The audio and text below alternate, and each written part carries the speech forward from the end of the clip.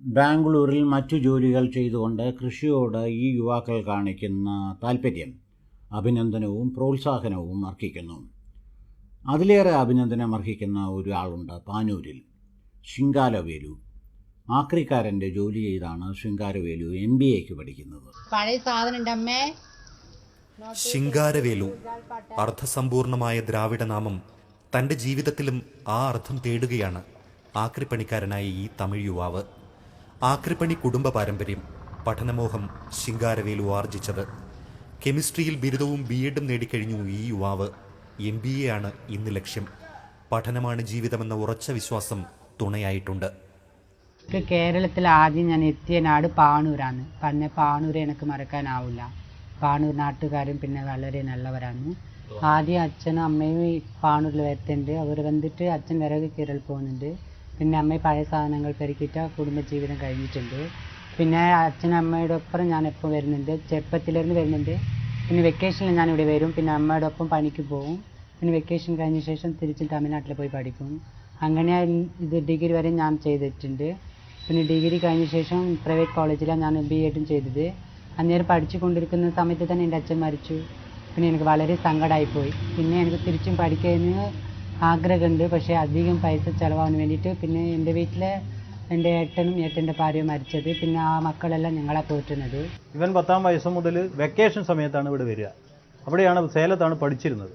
Vacation സമയത്ത് ഇവിടെ വന്നിട്ട് ഈ സാധാരണ അവരെ കൂട്ടത്തിൽ തന്നെ ആക്രി സാധനങ്ങൾ പെറുക്കി വിൽക്കുകയാണ് ചെയ്യുക. അങ്ങനെ BEഡ് കഴിഞ്ഞു. BEഡ് കഴിഞ്ഞപ്പോൾ മാഷാവണമെന്നുള്ള ആഗ്രഹം ഉണ്ടായി. പക്ഷേ അച്ഛൻ മരിച്ചപ്പോൾ നടന്നില്ല.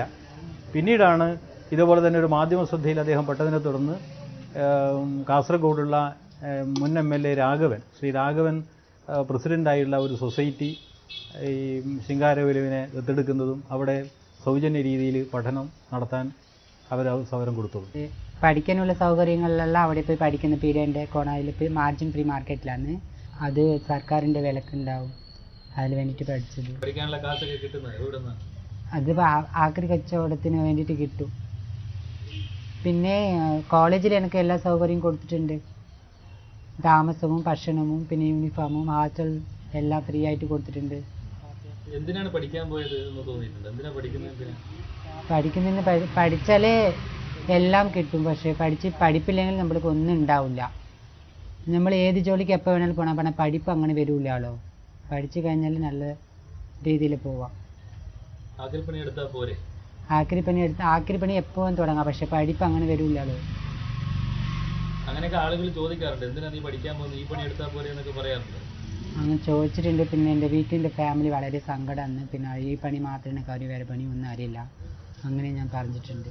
നമ്മളെപ്പോഴും കാണുന്ന ഒരു വ്യക്തിയാണ്. പക്ഷേങ്കിൽ നമ്മൾ ഈ ഒരു രീതിയിൽ എത്തുന്ന ആരും പ്രതീക്ഷിക്കാത്തൊരു കാര്യമാണ്. അതിൽ എല്ലാ സൗകര്യങ്ങളും ഉപയോഗപ്പെടുത്തിക്കൊണ്ട് ഇങ്ങനെ രീതിയിൽ പഠിച്ച് ഈ ഒരു നിലയിലെത്തിയത് വലിയൊരു അഭിമാനം സമൂഹത്തിനും നാട്ടിനും എല്ലാവർക്കും തന്നെ. പഠിക്കാൻ പോയപ്പോൾ ഇനി എന്താവണമെന്നാണ് പഠിക്കാൻ പോയത്? ടീച്ചിങ് ലൈനിൽ കിട്ടിയാൽ ടീച്ചിങ് ലൈനിൽ പോകും. അല്ലെങ്കിൽ MBA വകയിൽ പിന്നെ ബാങ്കിൽ ഏതെങ്കിലും ജോലി കിട്ടിയാലേ ഞാൻ പോകും. പറയുന്നത് അതുപോലെ പഠിക്കുന്നുണ്ട് അങ്ങനെയെന്ന് പറഞ്ഞാൽ ചില ആൾക്കാർ വിശ്വസിക്കും, ചില ആൾക്കാർ വിശ്വസിക്കില്ല. ഇത്ര വളരെ പഠിച്ചിട്ട് ഇവിടെ ആരും ഇങ്ങനെ പണിക്ക് നടക്കില്ലല്ലോ ഈ നാട്ടിൽ. അതിന് വേണ്ടിയിട്ട് ഒരു വിശ്വസിക്കില്ല. വിശ്വസിപ്പിക്കാൻ വേണ്ടിയിട്ട് ഇപ്പം ഞാൻ പേപ്പർ വന്ന ശേഷം എല്ലാവർക്കും വിശ്വാസമായി.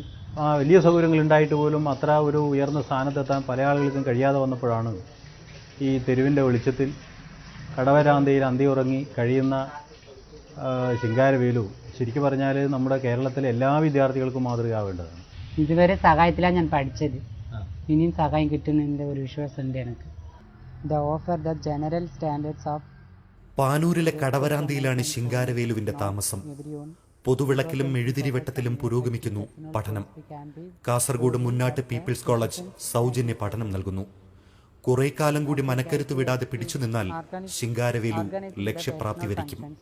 നമുക്കും കൈത്താങ്ങാകാം.